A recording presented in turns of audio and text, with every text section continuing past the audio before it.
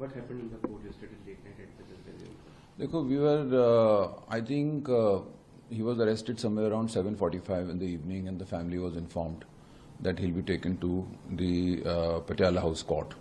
So we all reached there around 9:30, knowing that he will be produced there.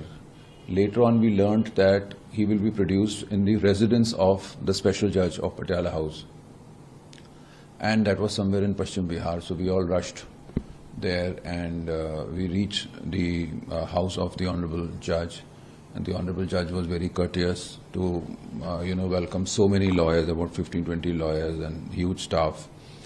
And then the hearing took place late at night till about 12 o'clock, and then the order was dictated, and order was released somewhere in VV hours in the morning around 4 or 5. So first thing which I would like to point out is that when an accused is arrested at 7:45 in the evening, you have 24 hours to produce him in the court. Where was the need to take an accused at midnight in an odd hour, requesting a judge to take up the matter, requesting the judge that please, we will be using your private time, personal time, and as I have told you the timeline, the entire night was utilized in this case.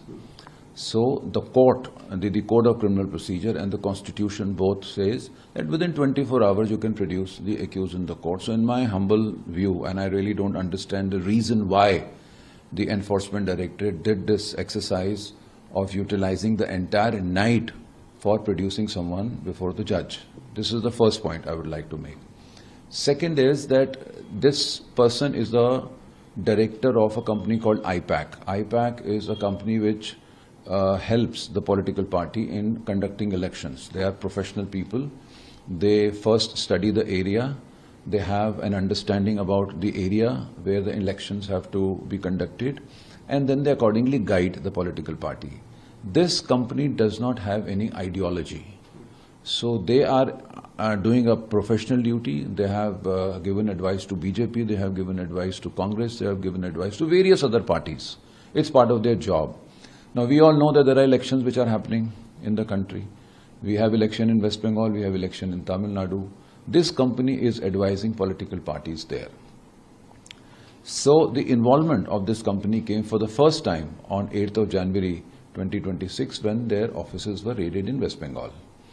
And the case which was being investigated by Enforcement Directorate at that point of time is a case with regard to coal scam, which is of 2020, about 6 years back. So those cases have already been investigated, charge sheets have been filed, prosecution complaints have been filed by the Enforcement Directorate. Still, the Enforcement Directorate used that case to conduct the search. Although IPAC had nothing to do with those cases, with those allegations. They conducted the search, they called the directors for investigation. Two of the directors, one who's stationed in Tamil Nadu, the other who's stationed in West Bengal, they both challenged those summons in the Delhi High Court. Delhi High Court hearing is going on. It was going on even till yesterday, and now the case is listed for Friday. While the Delhi High Court is hearing the issuance of summons to the directors of the IPAC, these new cases have been registered. Now, I presume that the new case where the allegation made by Enforcement Directorate is with regard to cheating and conspiracy and falsification of accounts. So when we see the allegations which they have now shared with us, we have realized that no offense of cheating is made out in this case. And the allegations are very vague. Even if we accept the allegation, it's a violation under Income Tax Act, which is not a scheduled offense. There's an allegation of GST not being paid, which is again a GST violation, which is not a scheduled offense. So it looks prima facie, as a lawyer to me, that all these allegations which are now being made in the predicate offense FIR, now registered by EOW, and the Enforcement Directorate, the ECIR which is registered by Enforcement Directorate, no cognizable offense is made out. But court has noted that the compliance of arrested has been done and sufficient material to send him on the remand. Yes. How do you see that? Well, the necessary technical compliance is that when accused is arrested, his family has to be informed. Yes, they had informed. Second compliance is that the grounds of arrest and reason to believe have to be served. Yes, they have served on us. So technically, there is a compliance.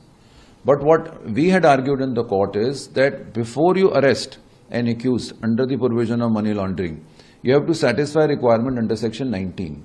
Section 19 says, which is unlike a normal, IPC offence arrest, is that the Enforcement Directorate can only arrest if Enforcement Directorate has material to show that accused is guilty of an offence of money laundering. In this case, the FIR is registered on 24th of March, ECIR is registered on 28th of March, and they have arrested the accused person now. So, they don't have any material to show that he is guilty of an offence of money laundering. Even prima facie, it is not visible at all. The argument made by the lawyer of the Enforcement Directorate was last night that since you have not shown the cash income, the professional consultancy fee, which is half in cash, half in check, you have not shown that, therefore you have committed an offence. That's an offence under the Income Tax Act. And if the company is hiding that cash income, then GST is not being paid. That is also GST offence. Third, they are saying is that company has taken unsecured loans from various companies which are not NBFCs. That is not an offence of cheating. That may be a violation under the RBI Act, a regulatory act.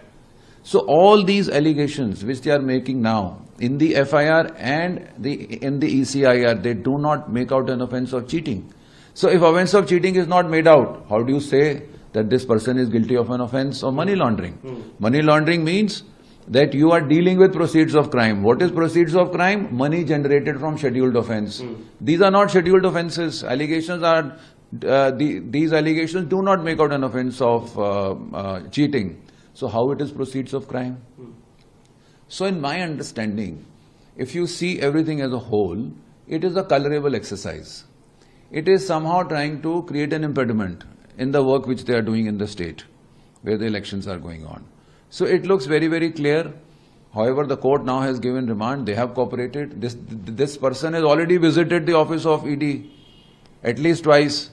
Whenever documents were asked, documents have been given. The head of finance was already joining. Since January he is joining. He has given all the documents. Where is the need? Where is the necessity of arresting a director who is not involved in any crime? Now he is in police custody, and let us see what happens.